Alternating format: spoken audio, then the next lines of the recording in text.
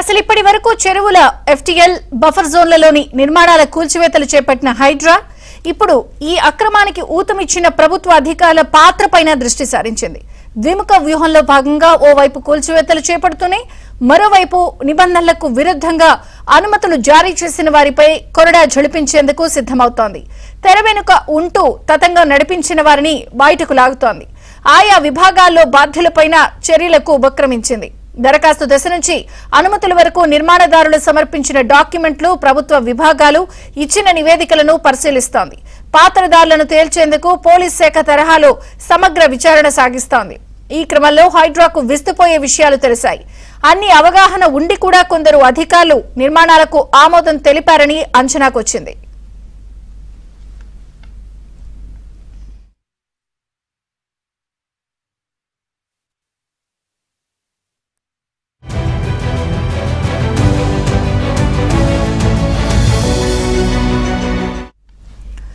అక్రమాలకు తెగించిన అధికారులు సైబర్ నేరగాళ్లను తలదన్నేలా సాంకేతిక లొసుగులను ఆసరా చేసుకున్నారని హైడ్రా నిర్ధారించింది.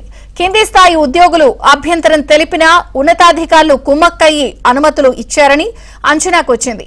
చెరువుల కబ్జాలో నిర్మాణదారులకు పలు విభాగాల అధికారులు సహకరించారని తేల్చింది. క్రిమినల్ కేసుల నమోదుకు రంగం సిద్ధం చేసిన నేపథ్యంలో వీరిపై స్థానిక పోలీస్ స్టేషన్లో ఫిర్యాదు చేయాలని భావిస్తున్నారు.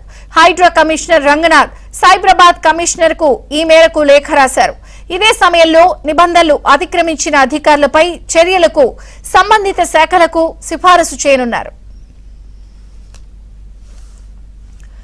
ఇప్పటి వరకు కూల్చివేసిన భవనాల్లో చందానగర్, ఈర్ల చెరువు, ఎఫ్టీఎల్ బఫర్ జోన్లో G+2 భవనాలు రెండింటికి జీహెచ్ఎంసీ సర్కిల్ అధికారులు అనుమతిచ్చారు. నిర్మాణం పూర్తి కాకముందే నివాస యోగ్య పత్రం కూడా జారీ చేశారు. ఫిర్యాదులు రావడంతో క్షేత్రస్థాయిలో పరిశీలించిన హైడ్రా ఎఫ్టీఎల్లో నిర్మాణాలు ఉన్నాయని నిర్ధారించి పడగొట్టింది. తెర వెనుక ఏం జరిగిందో లోతుగా పరిశీలిస్తే టీఎస్ బీపాస్ లో దరఖాస్తు చేయగా ఈ స్థలం చెరువులో ఉందని సాగునీటి అధికారులు అభ్యంతరం తెలుపుతున్నారని మహిళా టౌన్ ప్లానింగ్ ఆఫీసర్ ఫైల్లో రాశారు. అసిస్టెంట్ సిటీ ప్లానర్ దీన్ని పట్టించుకోలేదు. సాగునీటి శాఖ అభ్యంతరంపై తన అభిప్రాయం చెప్పకుండా ఫైల్లో డాట్ రాసి మున్సిపల్ డిప్యూటీ కమిషనర్ కు పంపించారు.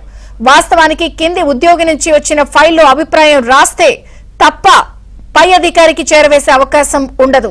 ఇక్కడ ఏసీపీ, ఎండీసీ కుమ్మక్కయ్యారు.